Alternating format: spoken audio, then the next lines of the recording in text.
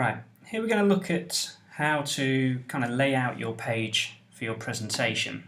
There's various different programs that you can do this in. I'm going to look at Adobe Illustrator. You can also do it in Photoshop and InDesign in a very similar way as well.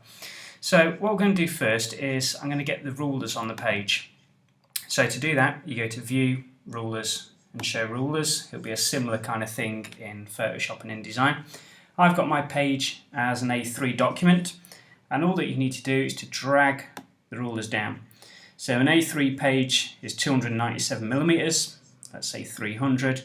So we're going to drag two lines and we're going to split it at 3 equal parts. We're going to do the same the other way. It's 420 millimeters, so I'm going to do it at 140 intervals. So approximately there. Okay, so there we've got our grid. Now, those of you that are keen photographers will probably know that you often get this grid. And this is going to split it in something called rule of thirds. Now, we've got 3 different documents to show you that I simply got off the internet. And these lines, these grids, are to help you to position your work.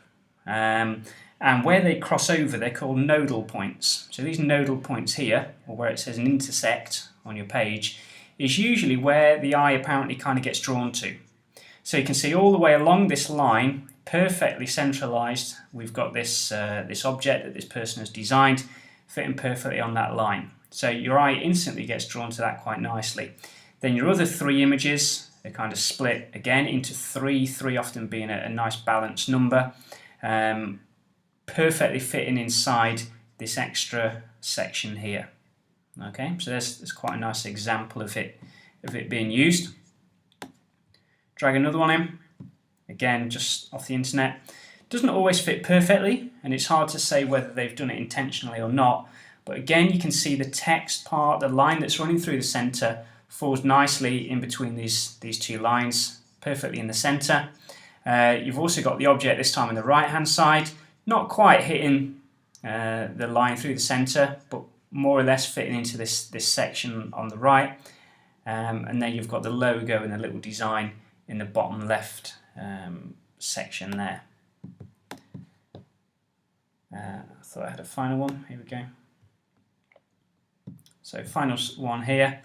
Not really a presentation board, but again similar kind of setup.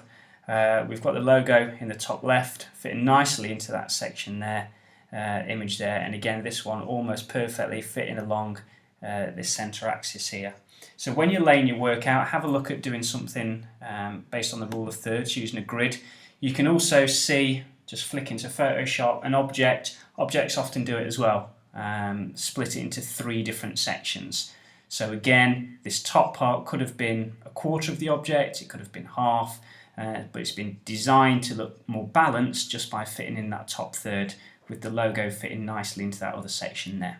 So that's called the rule of thirds. Using the grids, have a go at laying out your objects, your display board, using that as a guideline.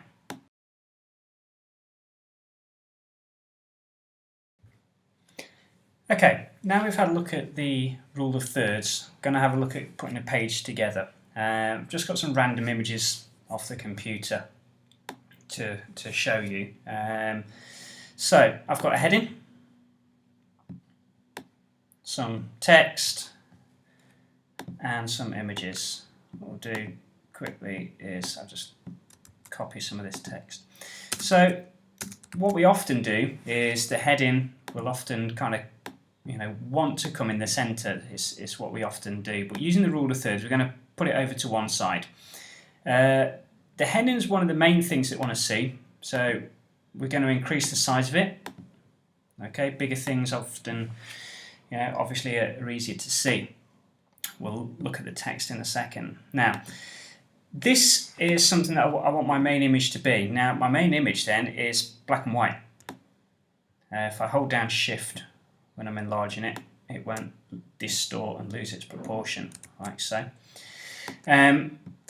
Because it's not got any colour in it, it's going to get washed out. So I'm going to have to make it big anyway to make it stand out over the coloured images. This is going to be my logo. The logo I only want to be small, and like we said before, I can put it in one of the corners. So I'll have a look at just putting it down there for the time being. The text here, I probably want a little bit smaller.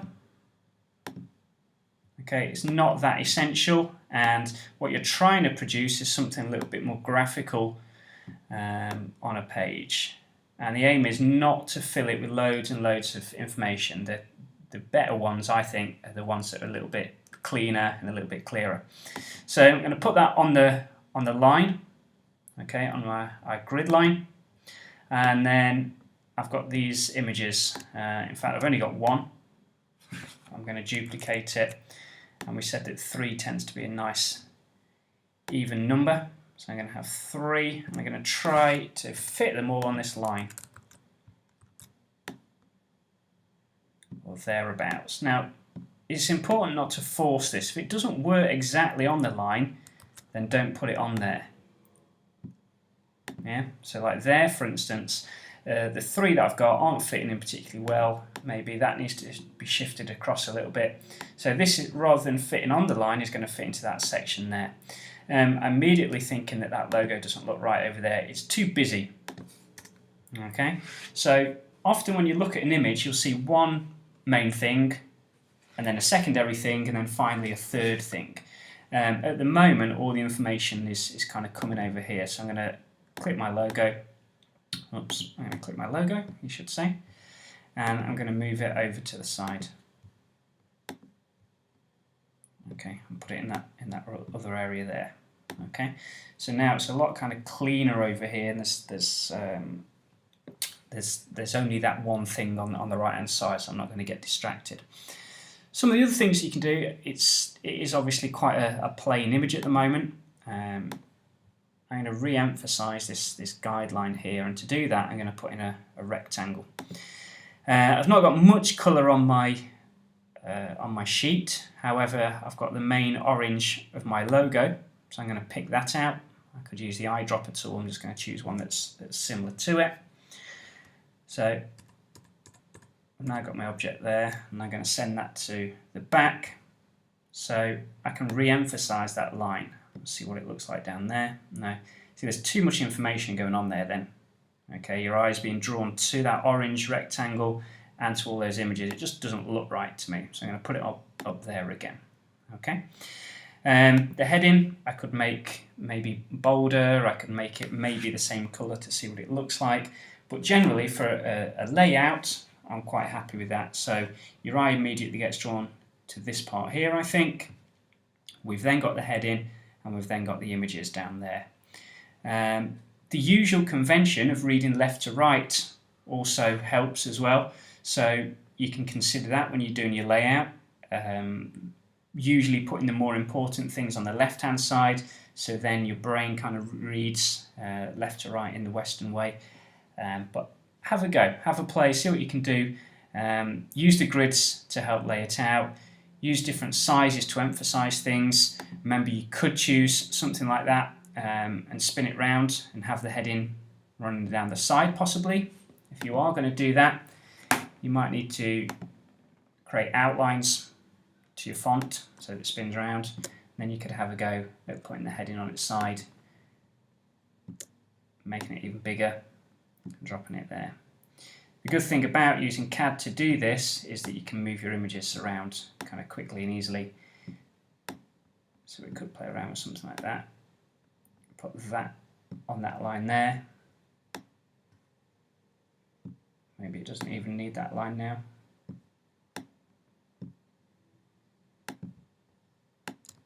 Text could be a bit smaller. Logo could be smaller, sorry. Oops. Okay, got the top and there.